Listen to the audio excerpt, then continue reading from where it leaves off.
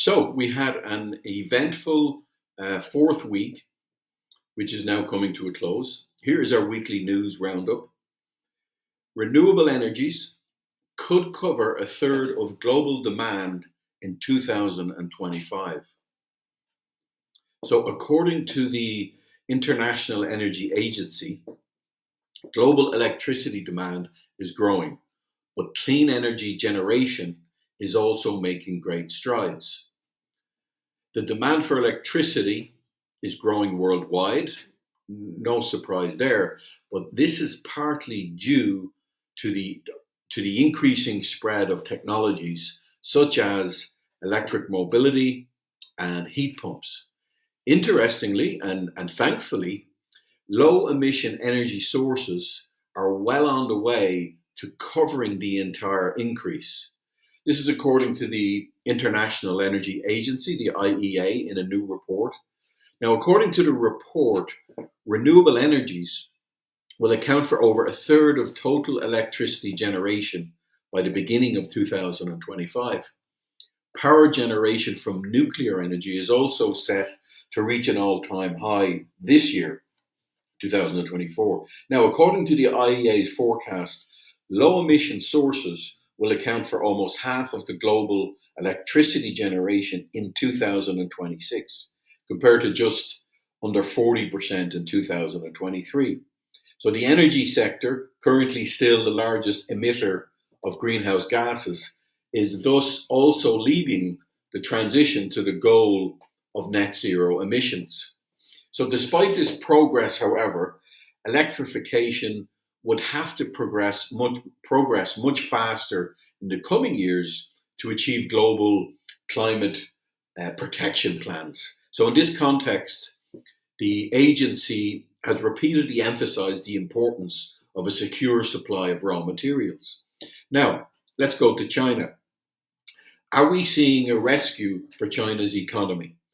Clean tech in China, in this clean tech sector, posts record growth. So solar energy, electric vehicles, batteries, and the like contributed 40% to China's gross domestic product increase last year. So China leads the way regarding greenhouse gas emissions. Almost 30% of global CO2 emissions are caused in the People's Republic.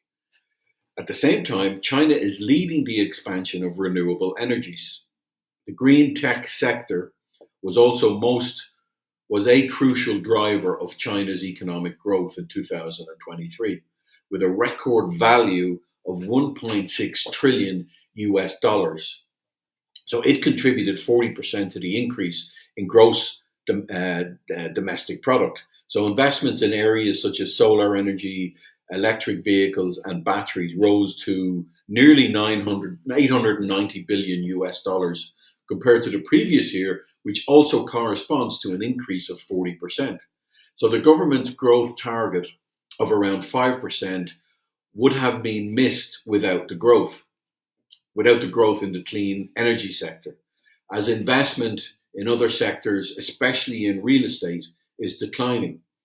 So China's access to critical raw materials required for the massive domestic expansion of clean energies should not be underestimated. The People's Republic has a virtual monopoly on the mining and processing of rare earths, particularly rare earths, which are processed into permanent magnets for electric motors and wind turbines. Now, China is also a leader in producing solar modules and their preliminary products, such as wafers and polysilicon. So, as well as in the field of batteries and battery materials, such as graphite. Now, in other news from China, Chinese exports of gallium and germanium significantly increased. So the export of gallium and germanium from China rose sharply in December. This is according to the latest figures from the customs authorities. So, or maybe I should say, however, while germanium is far from the previous year's level, significantly more gallium was shipped overseas in December 2022. The export data is being followed with great interest internationally due to the restrictions in force since August 2023.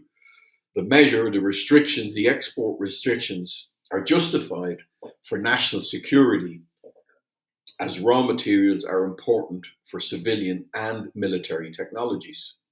Now, staying in China just a little bit longer, the Chinese ambassador to Europe has criticized the EU for its investigation into electric vehicles.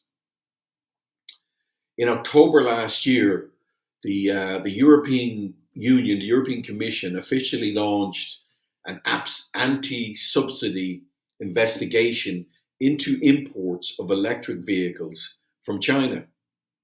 So the Commission President, Ursula von der Leyen, said that the world markets were being flooded with cheaper Chinese electric cars, which was made possible by state subsidies.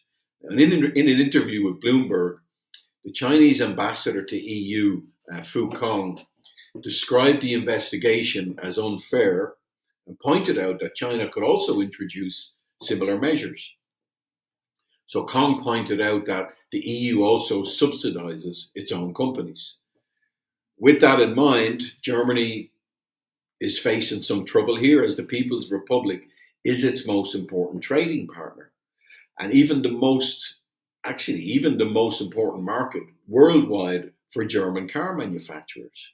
So in other news from Europe, the EU plans further measures on economic security, again pointed at China. So on Wednesday of last week, a package on the economic security of sensitive industries and technologies was on the EU Commission's agenda. So artificial intelligence, quantum and biotechnologies, as well as advanced semiconductors, are to be placed under protection in the future.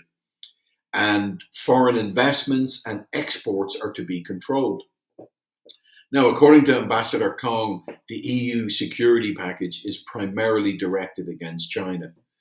Ambassador Kong also expressed an understanding of the desire for economic security. However, China feels the latest measures would overshoot the mark. So the EU has been trying to realign its relations with China for some time. In March last year, von der Leyen had already given the first indications of increased protection of key technologies. So that's all we have for this week. Thank you very much.